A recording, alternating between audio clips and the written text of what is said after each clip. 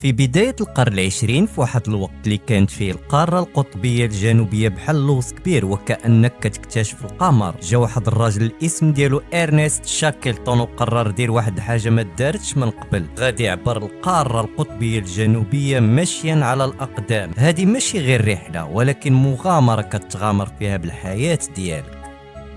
باش يحقق هذا الحلم كان خاصو اولا يقنع الناس يمولوا البعثه ديالو. كان كيخرج لهم الصحف كيهضر على اهميه استكشاف القاره القطبيه، على العلم وعلى المجد وعلى الغنائم، ولكن في الحقيقه كان عارف في الداخل ديالو انه غادي يحط كل شيء على المحك.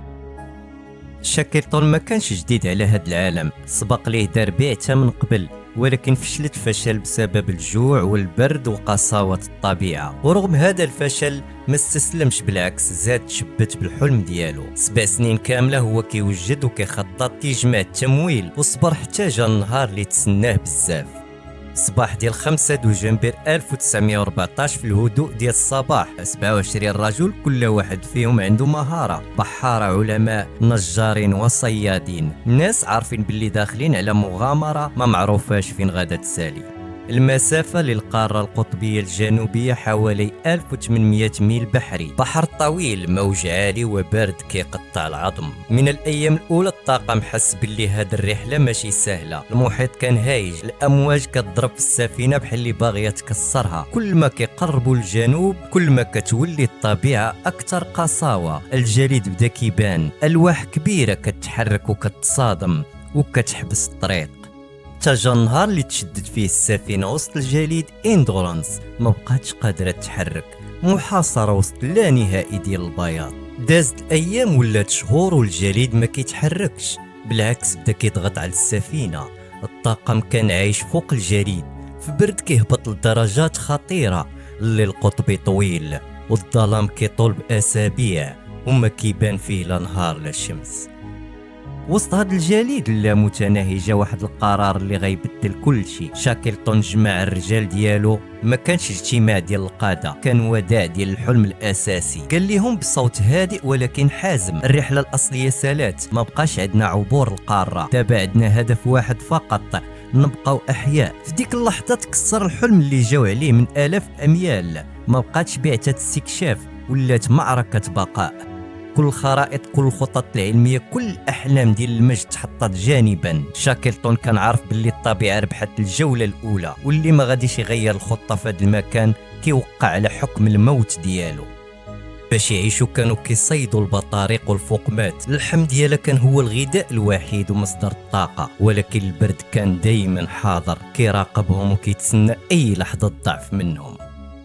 في واحد اللحظة وقعت الكارثة، السفينة تكسرات، الجليد سحق إندورانس قطعة قطعة. شاكلتون عطى الأمر باش يخليو السفينة ياخدوا غير الضروري ويحافظوا على الحياة ديالهم. من داك النهار ولا الطاقم بلا سفينة، بلا وطن، بلا أمل واضح، غير رجال وسط الجليد والبرد والظلام. داروا مخيم فوق الجليد، كانوا كينعسوهم لابسين كل ما عندهم وكيفيقوا يدهم معقودة من البرد. كل نفس كيخرجوها كانت كتولي بخار في الهواء. ورغم هاد الشي كامل كان شاكلتون واقف معاهم وكيدور بين الرجال وكيهضر وكيضحك وكيخفف عليهم. كان عارف باللي ان لا طاحت المعنويات كلشي غادي يسالي. أكبر تحدي واجهته البعثة ما كانش الجوع ولا البرد ولا حتى البحر، كان أنهم عايشين فوق صفيحة جليدية، صفيحة وحدة كتطفو فوق المحيط العميق، أي لحظة ممكن تدوب وتفتح فمها وتبلعهم بلا آثار. ومع مرور الأيام هاد الإحساس ولا كيلازمهم، كل صباح كيتسناو واش هذا هو النهار الأخير. الطعام بدا كينقص والبطاريق بداو كيساليو والمكان ما بقاش فيه الرحمه. داك النهار خدا شاكلتون اصعب قرار في هذه الرحله كامله، يقتل الكلاب وياكلهم. قرار قاسي ومؤلم ولكن كان ضروري للبقاء. الكلاب كانوا جزء من الفريق ولكن الجوع ما كيعرفش العاطفه. كانت عندهم خطة ياخدوا القوارب ويمشيو بها حتى يوصلوا للماء المفتوح ومن تما يكملوا الطريق، ولكن الواقع كان أقصى. الأرض ما كانتش منبسطة، الجليد متكسر والقوارب ثقيلة طولها 7 أمتار وكل خطوة كتحتاج قوة وما بقاتش موجودة. كل محاولة كانت كتفشل، فاضطروا يخيموا مرة أخرى. فرجعوا الحطام السفينة وجمعوا آخر ما تبقى من المؤن وجابوا الخشب وبناو به مأوى بسيط باش يحتميوا من الرياح والبرد. ولكن حتى هذا الحل كان مؤقت، الطعام بدا كيسالي نهائيا والصفيحة الجليدية ولات كتشقق قدام عينيهم. فقرروا القرار الأخير أنهم يتقسموا المجموعات ويركبوا في القوارب ويغامروا مغامرة من جديد. من بعد 3 أشهر هما كيتسناو هاد اللحظة باش يغادروا، وأخيرا جا النهار.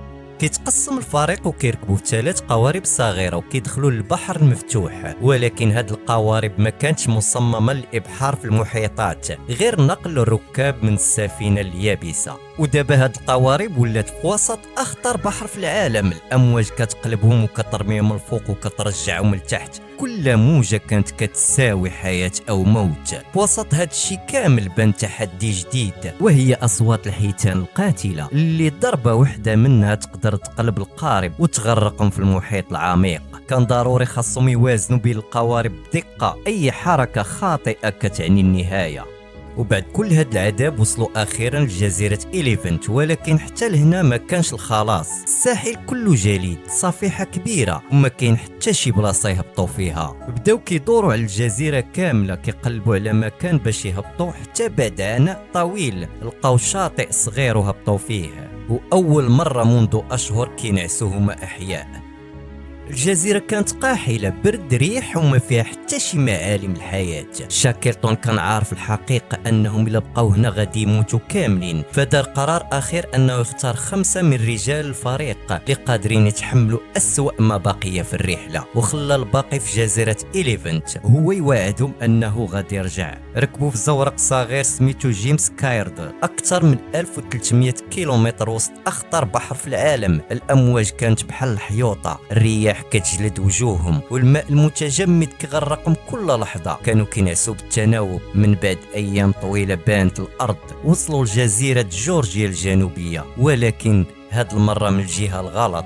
جبال حادة، تلج وصخور، ما داز منا حتى إنسان من قبل. شاكلتون والرجال اللي معاه قرروا يعبروا الجزيرة مشيا على الأقدام، بلا خرائط بلا حبال بلا تجهيزات. مشاو في الظلام، قفزوا في الشقوق، هبطوا من المنحدرات.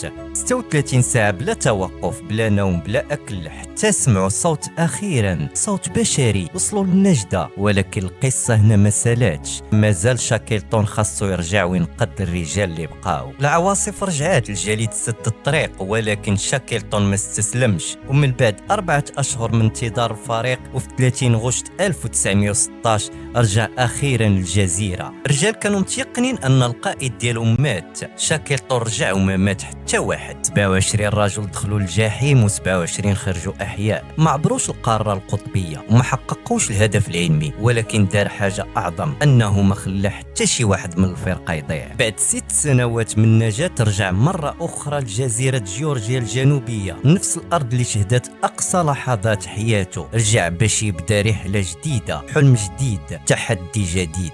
جاب معه نفس الطاقم، وقبل ما تنطلق الرحلة وقع اللي ما كانش في الحسبان. شاكلتون تعرض لوعكة صحية حادة مفاجئة، وفي الصباح ديال يوم 5 يناير 1922 توقف قلب الرجل اللي هزم الجليد والبحر والموت. مات شاكلتون وتدفن هناك في جزيرة جورجيا الجنوبية، بعيد عن الوطن ولكن قريب من الحلم. ما قدرش يحقق حلم العبور، ولكن خلد اسمه بحاجة أكبر من أي إنجاز جغرافي، إنقاذ الإنسان. وهكذا الرجل اللي ما وصلش للنهاية هو اللي علم العالم شنو هي القيادة الحقيقية. بعض الأحلام ما كتحققش، ولكن كتخلد أصحابها للأبد.